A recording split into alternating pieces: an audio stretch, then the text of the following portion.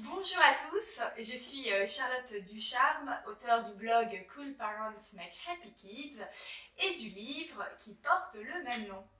Aujourd'hui, je voulais vous parler de confiance en soi. Comment faire pour que nos enfants soient plus tard des adultes qui aient confiance en eux? Car finalement, c'est quelque chose qui est très important. Non seulement parce que la confiance en soi va nous aider à être nous-mêmes, et aussi à nous dépasser et à atteindre les objectifs qu'on s'est fixés, à aller finalement au bout de nos rêves et à se dire si, je vais y arriver, c'est ce que je veux. La confiance en soi, contrairement en fait à beaucoup aux traits de caractère, c'est pas forcément quelque chose qui est ancré dans nos gènes.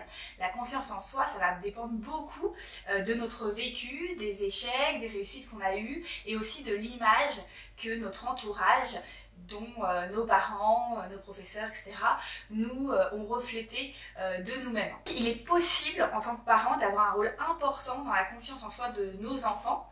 Alors, on voit dans le blog plein de choses où, bien sûr, il faut éviter de rabaisser notre enfant, de l'humilier, il y a des punitions, des fessées, etc. Mais il y a aussi d'autres moyens, et je vais vous donner deux astuces dans cette vidéo. La première, pour que notre enfant ait confiance en lui, il faut qu'il soit conscient des forces qu'il a, de ce qui fait qu'il est unique, de ce qui fait que les gens l'aiment, pour qu'il ne se dise pas « Ah bah non, les autres sont mieux que moi ». Non, ils sont différents de toi et toi, tu as des super qualités, tu as des super forces qui aussi font de toi quelqu'un d'extraordinaire. Et ça, notre enfant, si nous, en tant que parents, nous ne sommes pas capables de dire les forces de notre enfant, et bien notre enfant, lui, ne peut pas non plus en être conscient. C'est pas toujours facile de connaître les forces de notre enfant, de se poser, de le regarder, et le soir, on peut se dire, mais finalement, qu'est-ce que j'ai aimé chez mon enfant aujourd'hui? Quel est le moment que j'ai apprécié? Est-ce que, par exemple, c'est quand on a déjeuné ensemble et qu'on a parlé de l'organisation de sa fête? J'adore parler de lui, d'organisation, parce que il y a toujours plein d'idées. Est-ce que j'ai trouvé incroyable la façon dont il s'est comporté avec son frère? Et son frère était tellement content qu'il vienne ainsi le réconforter. Et surtout, n'hésitons pas à les mettre en avant et à le lui dire.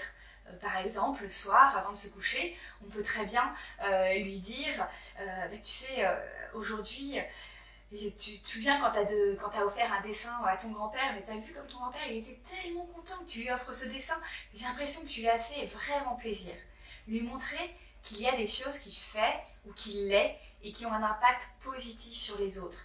Et ça, s'il a passé une mauvaise journée, il va se dire « Ah, mais en fait, je suis quelqu'un de bien. En fait, moi aussi, je rends les autres autour de moi heureux, entre guillemets. » Et lui mettre en avant toutes ces choses positives qu'il a en lui et de façon précise.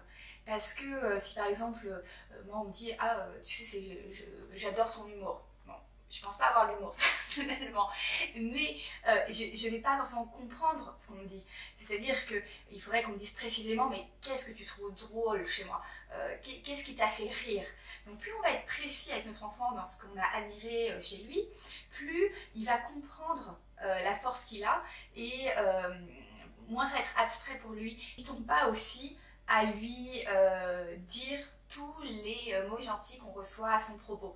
Des parents d'élèves vous disent « Ah, votre fille nous a bien fait rire l'autre jour quand elle a chanté devant tout le monde », eh bien, lui dire que tu as mis une super ambiance l'autre jour quand tu as chanté. Et n'ayons pas peur de faire de lui quelqu'un de prétentieux.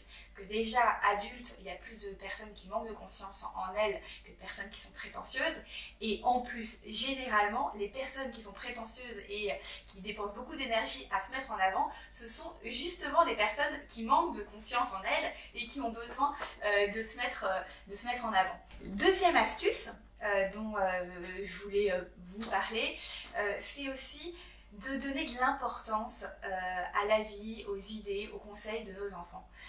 Dans la vie de tous les jours, n'hésitons pas à leur demander leurs conseils, mais sur des choses qui peuvent être aussi bêtes que d'aller faire les courses. Et je demande à mes enfants, vous n'avez pas des idées de choses qui nous manquent et qu'il faudrait qu'on achète? Ah bah oui, il y a presque plus de miel, il faut qu'on en achète. Merci, j'avais pas pensé à cette idée, trop bien, je la note. l'enfant se dit « Ah bah je ne sers pas à rien, je suis utile ». Ou ça peut être n'importe quelle question qu'on se pose à nous. Par exemple, l'autre jour, j'avais un truc qui traînait depuis 2 mois dans le salon et je me disais mais j'ai pas de place, je sais pas où mettre ce carton. Et bien je pose la question à mon enfant. Je dis Joy, t'as pas une idée de ce qu'on peut faire de ce carton plutôt qu'il traîne tout le temps dans le salon? Elle va réfléchir, elle va se poser, elle va dire ah mais peut-être qu'on pourrait le mettre dans le fond de mon placard ou quelque chose comme ça. Je dis ah mais ouais, trop bonne idée. Et voilà, l'enfant se sent grand, l'enfant a l'impression voilà, d'être utile et ça lui donne confiance en lui.